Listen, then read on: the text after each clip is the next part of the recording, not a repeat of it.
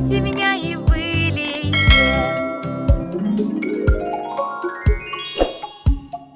Я умный чайник, да, это правда. Вот, например, что я могу? Я могу превратить ручку в носик.